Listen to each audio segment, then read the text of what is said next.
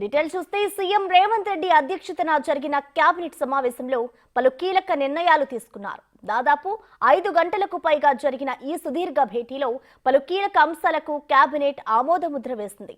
ప్రధానంగా metro rail మార్గాల విస్తరణకు కేబినెట్ ఆమోదం తెలిపింది.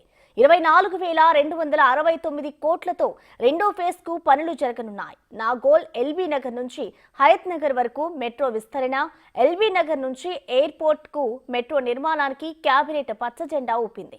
ఏటూరు నాగారంను రెవెన్యూ డివిజన్ ఏర్పాటు, సమ్మక్క సారలమ్మ గిరిజన వర్సిటీకి 211 ఎకరాలు అప్పగిస్తూ అంగీకారం తెలిపింది.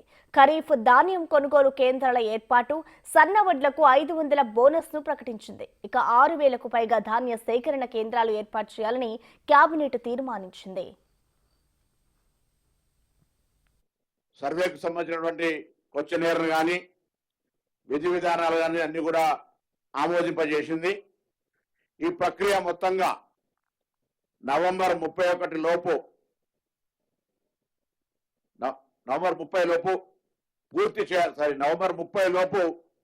పూర్తి చేయాలి అనేటువంటి దాని మీద కూడా గౌరవ ముఖ్యమంత్రి గారు కేబినెట్ డిసిషన్ తీసుకోవడం జరిగింది. ఇందుకు సంబంధించి దాదాపు సోమవారం నాడు గౌరవ ముఖ్యమంత్రి గారు దీనికి సంబంధించి నియమింపబడ్డ నోడల్ అధికారి ప్లానింగ్ డిపార్ట్మెంట్ కానీ చీఫ్ సెక్రటరీ కానీ సంబంధిత మంత్రులందరూ కూడా కలెక్టర్స్ కాన్ఫరెన్స్ తో ప్రారంభమయ్యే ఈ కార్యక్రమం జిల్లా అధికారులకు శిక్షణ ఇవ్వడం, మండల స్థాయి అధికారులకు శిక్షణ ఇవ్వడం, రాష్ట్రంలో దాదాపు 80,000 మంది పైన వీటికి సంబంధించిన అవసరం పడే సిబ్బందికి శిక్షణ ఇవ్వడంతో ఈ కేబినెట్ భేటీలో తీసుకున్న నిర్ణయాలకు సంబంధించిన కంప్లీట్ డీటెయిల్స్ ని మా ఇన్పుటేటర్ పవన్ లైవ్ ద్వారా అందిస్తారు. పవన్, చెప్పండి, నిన్న సుదీర్ఘంగా 5 గంటల పాటు కూడా కేబినెట్ సమావేశం జరిగింది. ఈ సమావేశంలో ఇటు ప్రభుత్వం ఎలాంటి అంశాలపై ఆమోదముద్ర వేసింది? డీటెయిల్స్ ఏంటి పవన్? పలు సంక్షేమ కార్యక్రమాలతో పాటు అభివృద్ధి కార్యక్రమాలపైన సుదీర్ఘమైన చర్చ జరిగింది. దాదాపుగా 5.5 గంటల పాటు ముఖ్యమంత్రి రేవంత్ రెడ్డి అధ్యక్షతన సమావేశం జరిగింది. ఈ సమావేశంలో పలు కీలక నిర్ణయాలకు అటు కేబినెట్ ఆమోదం తెలిపింది. అటు మెట్రో రైలు విస్తరణతో పాటు కులగణన, అట్లనే రాష్ట్రంలో రోడ్ల అభివృద్ధికి సంబంధించి చర్చ జరిగింది. అట్లనే ఉద్యోగులకు సంబంధించిన కీలకమైన డెసిషన్ కూడా రాష్ట్ర ప్రభుత్వం తీసుకుంది. ఇక ప్రధానంగా చెప్పుకున్నట్లయితే సంక్షేమ పథకాలలో ఇందిరమ్మ ఇళ్లను ఈ దీపావళి నుంచే ఆ దీపావళి కానుకగా ప్రజలకు అందించాలంటూ అటు నిర్ణయించింది. ఒక్కొక్క నియోజకవర్గంలో దాదాపుగా 3,500 ఇళ్లను నిర్మాణం చేయాలి. పార్టీలు, కులాలకు మతాలకు అతీతంగా గ్రామ సభలు నిర్వహించుకొని ఆ గ్రామ సభల్లోనే లబ్ధిదారులను ఎంపిక చేయాలంటూ అటు నిర్ణయం తీసుకుంది. నవంబర్ 30లోగా రాష్ట్రంలో కులగణను పూర్తి చేయడానికి ఆమోదం తెలుపుకుంది. ఇందుకోసం దాదాపుగా 80,000 మంది ఎన్యూమరేటర్లను ఈ సర్వే విధుల కోసం నియమించాలని కూడా భావిస్తుంది. త్వరలోనే వాళ్ళందరికీ కూడా శిక్షణ ఇస్తారు. ఒక్కో ఎన్యూమరేటర్ నిర్ణీత గడువు లోపల 150 ఇళ్ల నుంచి వివరాలను సేకరిస్తారు. త్వరితగతిన ఈ బీసీ జనగణన పూర్తి చేయడానికి కూడా ఏర్పాటు చేసుకుంది.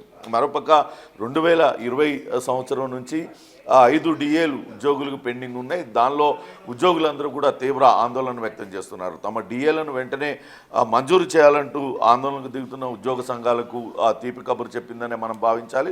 ఒక్క డిఏ ప్రస్తుతానికి ఇస్తున్నారు. రాష్ట్ర ఆర్థిక పరిస్థితిని ఉద్యోగ సంఘాలకు ఇప్పటికే వివరించారు. ఆ ఆర్థిక పరిస్థితి ఏమాత్రం బాగోలేదు కాబట్టి ప్రస్తుతానికి ఒక డిఏని మంజూరు చేస్తూ మిగిలిన డిఏలను కూడా విడతల వారీగా మంజూరు చేస్తాం, రాష్ట్రంలో ఆర్థిక పరిస్థితి బాగోగానే అంటూ వాళ్లకు చెప్పడం జరిగింది.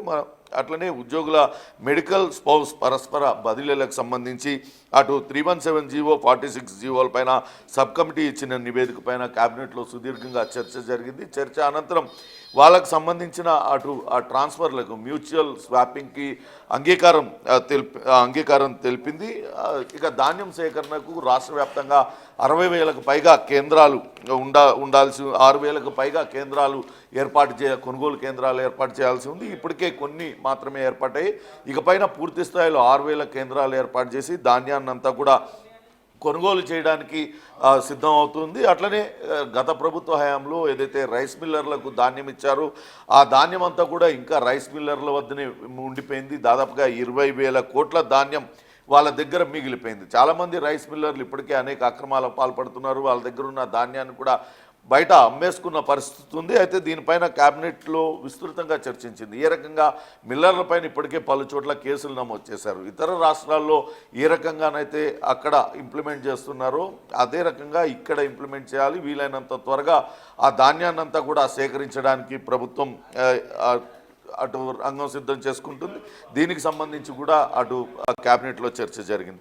ఇక ప్రధానంగా అటు మెట్రో విస్తరణ పైన సుదీర్ఘమైన చర్చ జరిగింది. ఎందుకంటే మెట్రో విస్తరణను అటు ముఖ్యమంత్రి రేవంత్ రెడ్డి సర్కార్ చాలా ప్రతిష్టాత్మకంగా తీసుకుంది. ప్రస్తుతం ఉన్న అలైన్మెంట్ గత ప్రభుత్వం ఏదైతే రాయదుర్గం నుంచి అటు మెట్రో రైలు విస్తరించాలని భావించినప్పటికీ అటువైపు ఎక్కువగా ప్రయాణికులు ఉండరు. కానీ అది ఎల్బీ నగర్ నుంచి శంషాబాద్ వరకు కనుక విస్తరించినట్లయితే ఎక్కువ మందికి ఉపయోగపడుతుందంటూ భావించిన నేపథ్యంలో అటు నాగోల్, శంషాబాద్, రాయదుర్గం, కోకాపేట్, ఎన్జీబీఎస్, చంద్రాయనగుట్ట, మియాపూర్, పటాన్చెరు, ఎల్బీ నగర్, హయత్ నగర్ మొత్తం 76 కిలోమీటర్ల విస్తరణకు సంబంధించి అటు ప్రైవేటు ప్రభుత్వ భాగస్వామ్యంతోనే నిర్మించాలని భావిస్తుంది.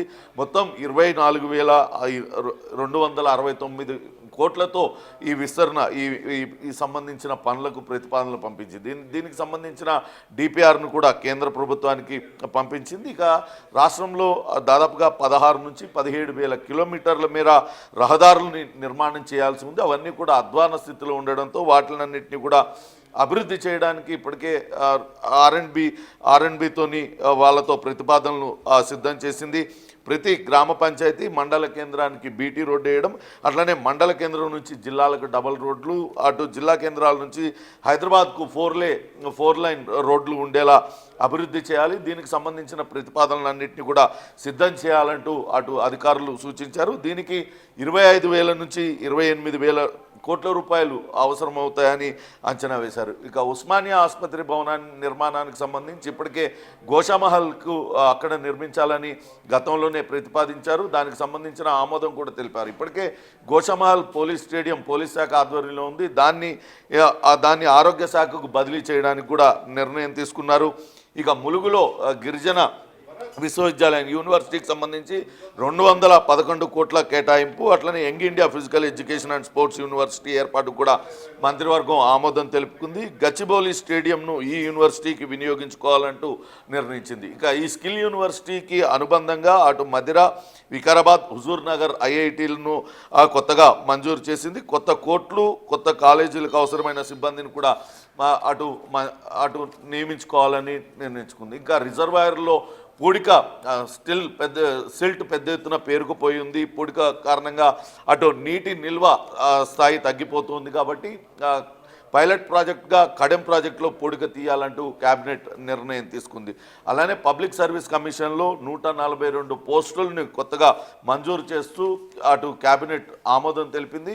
అటు ఉద్యోగ సంఘాలు కూడా దీనిపైన హర్షం వ్యక్తం చేస్తున్నాయి. డిఏకి సంబంధించి కావచ్చు, అట్లనే అటు ఆ ఉద్యోగుల బదిలీకి సంబంధించి క్యాబినెట్ ఆమోదం తీసుకునడంతో ఉద్యోగ సంఘాలన్నీ కూడా సంతోషం వ్యక్తం చేస్తున్నాయి. అట్లనే ముఖ్యంగా ఇందిరమ్మ ఇళ్లకు సంబంధించి ప్రతి నియోజకవర్గంలో 3,500 ఇళ్ల నిర్మాణానికి అటు రంగం సిద్ధం చేస్తున్నారు. ఖచ్చితంగా ప్రతి ఒక్క లబ్ధిదారునికి ఈ ఇందిరమ్మ ఇల్లు అందేలా చూడాలంటూ ఆదేశాలు కూడా నిన్న జారీ చేయడంతో అటు సంక్షేమ పథకాల పట్ల కూడా అటు ప్రజలు సంతోషాన్ని వ్యక్తం చేస్తున్న పరిస్థితి అయితే ఉంది. Prasanna. Right, thank you Pawan.